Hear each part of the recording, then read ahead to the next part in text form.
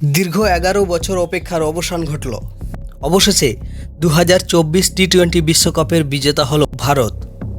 এ যেন জয় নয়, দক্ষিণ আফ্রিকার মুখের কাছ থেকে ট্রফি ছিনিয়ে আনল রোহিতের নীল বাহিনী। বিরাট, রোহিত, সূর্যকুমার, বুমরাহ, অর্শদীপের দুর্দান্ত পারফরম্যান্সের ভিত্তিতে বিশ্ব ক্রিকেটের নজির গড়ল ভারত। কিন্তু যাকে ছাড়া এই ট্রফি অসম্পূর্ণ তিনি হার্দিক পান্ডিয়া। তার এই বিশ্বকাপ যাত্রা কিন্তু মোটেই সহজ ছিল না। আজ থেকে ১ মাস আগে পর্যন্ত প্রতিটি দিন দুঃস্বপ্নের মতো কেটেছিল হার্দিকের। বিষয়ে শুরু হয় যখন মুম্বাই ইন্ডিয়ান্সের টিম ম্যানেজমেন্ট মুম্বাইয়ের অধিনায়কত্ব রোহিতের কাছ থেকে ছিনিয়ে পান্ডিয়ার হাতে হস্তান্তরিত করে, যা রোহিত ভক্তরা মেনে নিতে পারেনি। এরপর অধিনায়ক পান্ডিয়ার একটি সিদ্ধান্ত যখন মাঠের মধ্যে ব্যর্থ হয়, কখনো ছাপরি, কখনো স্বার্থপর, আবার কখনো কুকুর, দর্শকদের এইরকম নানা তুলোধরার শিকার হতে হয় হার্দিককে।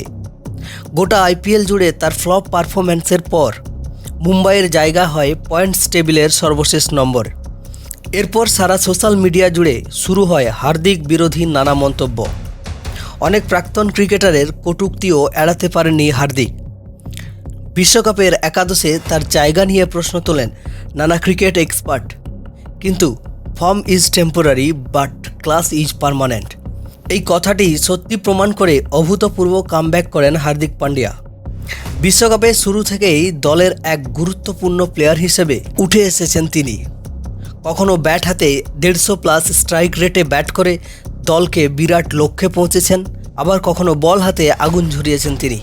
আবার ফাইনাল ম্যাচে যখন হেনরি ক্লাসেন কুলদীপ অক্সারকে বলে বলে ছক্কা হাঁকাচ্ছিলেন, রোহিত শর্মাকেও ভরসা জাগিয়েছিলেন এই হার্দিকেই।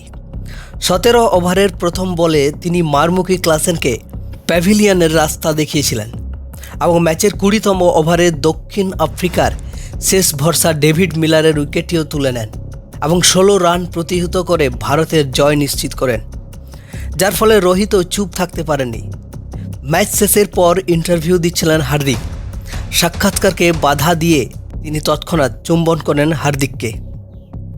আজ থেকে 1 মাস আগে পর্যন্ত যারা হার্দিককে নিয়ে কুমন্তব্য করছিল, তারাও আজ হার্দিকের জয় জয়কার করছে। তিনি বুঝিয়ে দিয়েছেন তিনি দেশকে কতটা ভালোবাসেন, তিনি দেশ বিরোধী নন। ট্রোলারদেরও হার্দিককে নিয়ে এতটা ট্রোল করা উচিত হয়নি। সবশেষে যাই হোক, তিনিও একজন ভারতীয় প্লেয়ার। একজন ভারতীয় হিসাবে আমাদেরও উচিত একজন ভারতীয় প্লেয়ারকে সম্মান করা।